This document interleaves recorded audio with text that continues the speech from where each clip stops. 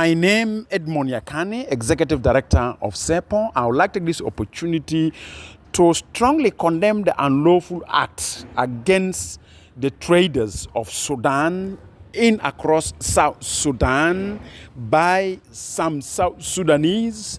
And I would like to appeal to South Sudanese that besides the inhuman and degrading and human rights violations that were committed against our refugees in Medeni, as we see the videos where soldiers of Sudan armed forces beheading our fellow South Sudanese citizens as like a chicken, which we strongly condemned, and we ask the leadership of Sudan to demonstrate sense of respect, protection, and safety of our refugees in Sudan. We in South Sudan, across the country, we can't respond to that in the same manner they did, or we should not act unlawfully in demanding accountability. Therefore, if you listen to my voice, South Sudanese across South Sudan, it's a moment I'm appealing to you, please stop looting the shops of Sudanese traders. And sometimes even you may loot shops of South Sudanese because you don't know which one belong to.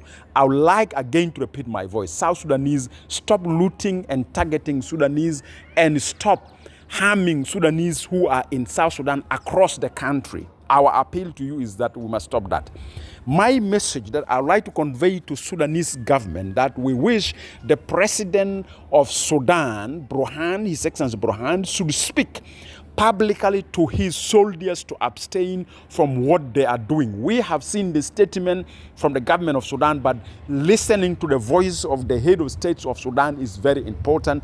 In the same manner, I would like to appeal to His Excellency President for the Republic of South Sudan, General Salva Kiir Mayardit, that want to hear your voice in addressing the nation over this issue, because the silence of the government in the matter of not coming out publicly and addressing South Sudanese have aided some of people to take the law into their hand, and we are aware that some of the people who are carrying out, they might have criminal minded. We value the lives of our own fellow South Sudanese that are beheaded in Sudan, but would like to take this opportunity to appeal to His Excellency President to come out and address the nation publicly with the strong words. The statement that we have seen from the Minister of Foreign Affairs, it holds water, but the language that was used in the statement have not encouraged us, because we have never seen the word of condemnation. We need to see the government of South Sudan officially condemning that.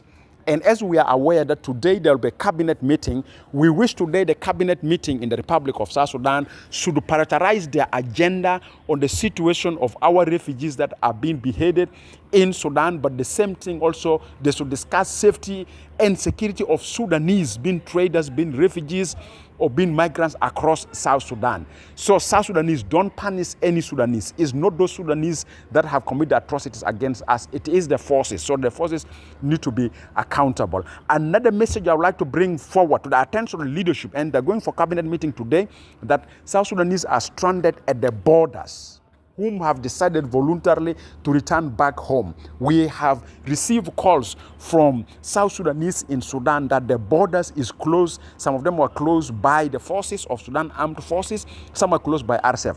I will urge our government to officially demand the opening of the borders so that allow our citizens to cross to South Sudan. But also I wish cabinet today should establish an urgent humanitarian committee to respond to this case, because internally we have safety and security of Sudanese citizens who are in South Sudan, who are innocent, who are not part and parcel of the people who beheaded our citizens, because those are forces.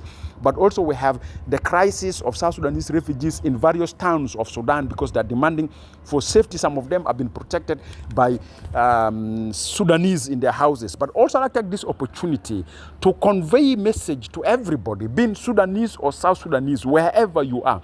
Please avoid hate speech, hostile propaganda in various platforms of social media. Your hate speech and your hostile propaganda may contribute in fueling these inhuman and degrading action of human rights violations that are happening against South Sudanese in Sudan or Sudanese in South Sudan. I would like to appeal to people to use social media responsibly, not for fueling tension or violence among the citizens of the two countries, Sudan and South Sudan. My appeal also, I would like to call upon IGP of the police that IGP should be in the field right now. And want to call upon our police, don't take the challenges that you are facing because due to lack of salaries, to facilitate looting and robbery. So we want to call all law enforcement agencies, don't take advantage of the situation to do also something unlawfully because of the power that you have a uniform, because we have seen some members of law enforcement agencies who are criminal minded also are engaged in facilitating looting. Everything rests upon the leadership of the government of South Sudan. Today, we are appealing with due respect and honor. His Excellency President should address the nation and should convey a strong message to the leadership of Sudan. And also, His Excellency President of Sudan should address the nation and should convey a strong message to those who are committing atrocities against South Sudanese refugees. And we wish to see a strong position of the international community on these matters. Thank you very much.